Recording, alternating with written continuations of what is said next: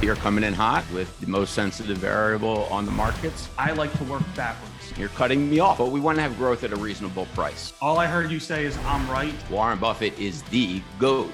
I want that tax savings now. I mean, that sounded good. Good day. Today is Wednesday, December 1st, 2021, and this is The Bash. Welcome to The Bash, where we bring the analysts and the planner to the table to discuss relevant financial topics. We're going to have 60 seconds to discuss each topic. All right, Scott, we're going to start with the topic of inflation. Is it the biggest risk to the stock market going forward? And typically you're coming in hot with the most sensitive variable on the markets, hearing what our Fed Chairman Jerome Powell has to say on a day-to-day basis.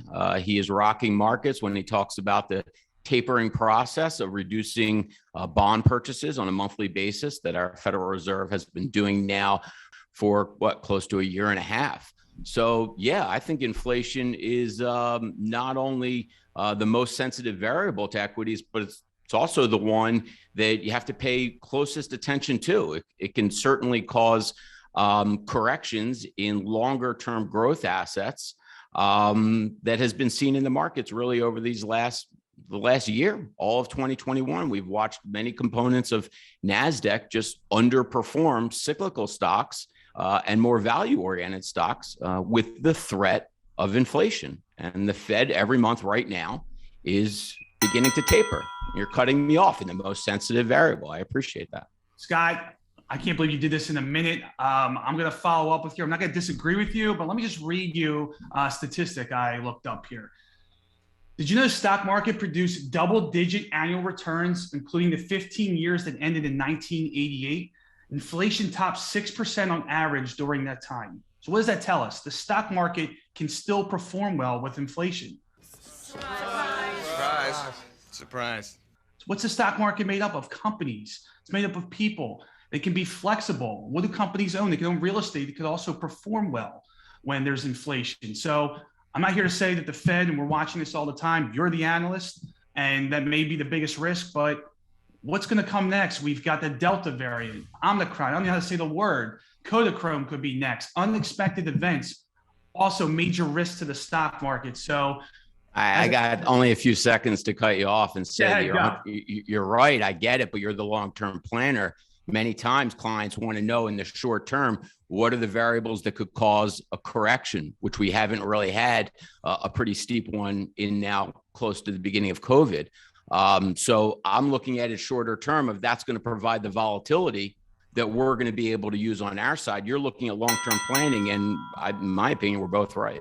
All I heard you say is I'm right. So Matt, all you ever hear is when you're correct. I agree with you on your sentiments with inflation. I think we both make valid points. And I think as we go into this next topic of longer term planning, a lot of our clients ask, and at least I hear them asking you when we're doing long-term planning, where do I want to be allocating my savings? Do I want to save into a Roth IRA? Do I want to save into a traditional IRA? How's that going to affect me from taxes? And I hear the question being asked over and over again, especially with new tax law being legislated. What are your opinions on that? Depends, because it really does depend on the client's tax bracket. But I'm going to focus on traditional.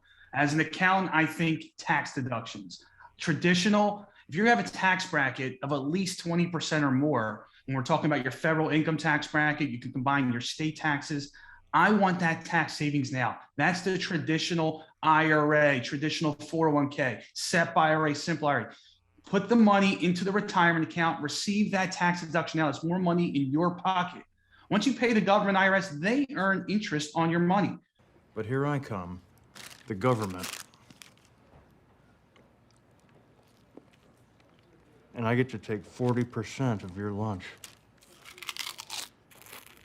And that, Lauren, is how taxes work.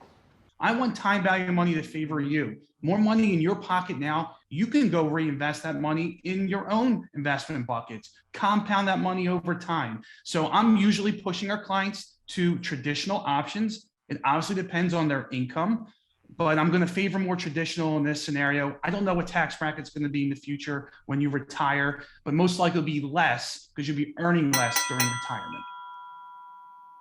Is your microwave going off? You got something cooking in the back? That was me. I got in with a minute. I'm making things happen here. How about you? What do you think? I mean, that sounded good, especially from long-term planning. You're not really pivoting. You also, it seems like, make changes too. Like in 1 year, if I have high taxable income and I need to be able to leverage that deduction, I kind of want to be taking advantage of it. Whereas in other years, I might want to do the Roth option. So I think that that's what you would say more of like the annual planning that we do with clients to determine, hey, what does the environment look like? What are tax laws? What is your personal situation? So I agree with you. I mean, I could take the rest of my time and we could talk sports. We could talk anything right now because we're on the same page with IRAs. IRAs. And don't forget, it's not only that deduction you're getting now, it's growing tax deferred. I mean, right, you want to be taxed, think of your savings accounts, your regular investment accounts, dividends, interest, capital gains, being taxed constantly. The retirement account, it's not being taxed as it grows. So win-win. We love win-wins. Yes, we do. And thinking about this, we talk about taxes, stuff I love. Let's get back to more what you care about most, investing. And one of our idols who we look up to, Warren Buffett. We're going to play a game here. Fill in the blank, Scott. Warren Buffett is a blank. This is easy. Warren Buffett is the GOAT. Oh, okay. You're going to change A to the. Why is he the GOAT? Well, experience, the amount of markets the man has invested through, the amount of businesses that he's bought, acquired, built, created into just large enterprises. I feel like the current holding company of Berkshire, the assets that they've owned, really how he operates too. He's a value investor from his history, but saw the value in investing in growth by buying Amazon. Certainly, he listens to a lot of the talent that he has surrounding him. But you're talking about the GOAT, you're talking about the greatest. So until somebody comes around that is able to do it as efficiently, as effectively, with the same amount or longer tenure, there's nothing to it. Time's up. So you're saying Tom Brady, Michael Jordan, that's what he is of investing? You're giving him that? Those are very nice parallels. I'm sure all three parties would be blushing right now at that thought. All right. I thought you like LeBron is the best, but all right. So fill in the blank for me. Warren Buffett is a simple genius. I'm going to read a quote here from Warren. If you don't find a way to make money while you sleep, you will work until you die. Obviously, we're talking about what Scott just said, the GOAT being a genius, but how about the word simple? Scott, you can probably go back to, I think it was a few years ago or later, he went on and compared the S&P 500 to a hedge fund and said, let's see who performs better over a certain period of time. The S&P 500 won. I don't remember the returns. Probably you know this better than me. He's just promoting stay disciplined, invest, believe in the stock market going forward. We're on the same page of Warren Buffett is the leader. I think though there are a tremendous amount of brilliant minds within our investment community, specifically on the private side, as well as running publicly traded companies. But when you're talking about Mr. Buffett, I don't know many people that are going to hold the same amount of water. What do we got next? Well, look, it's email time.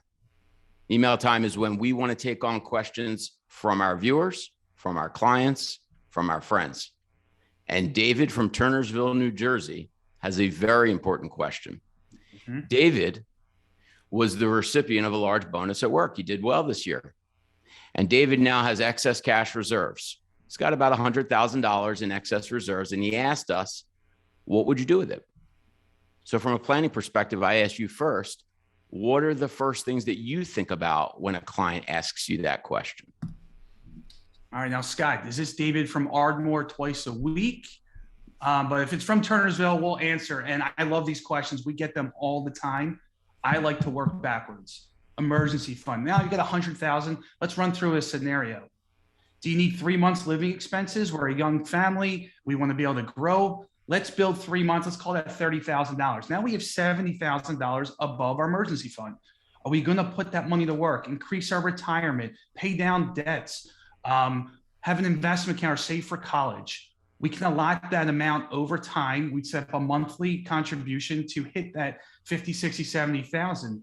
but you may have other one-time expenses. You may fix up the house or maybe saving for something else for the future. So we would segment that out. Why can't we buy some Amazon on the dip or Alphabet on the dip? Why can't we go that route? That's part of the investing side. I say, Scott, you got to live once. We are planners here, but we also want our clients to be happy and be investing. That's part of planning. So let's say there's $50,000 left, then that could be buying Amazon as part of their investment savings or their retirement account versus their one-time expenses.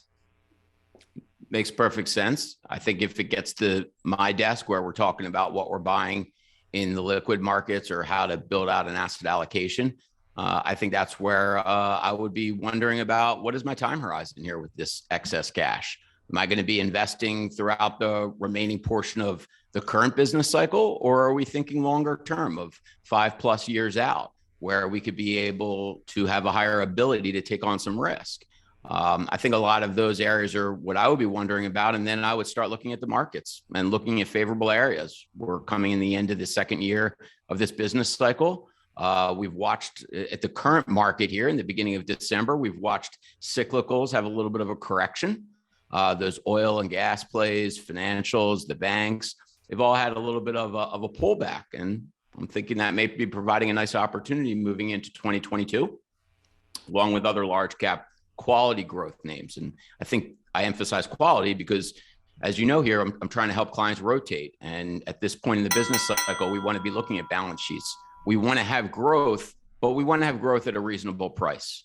All right, my man. Thank you so much. I keep calling you the man or analyst. You're my bash brother, and I look forward to all of our future debates. And to all of our investors out there, stay focused, stay disciplined, and stay tuned for the next bash.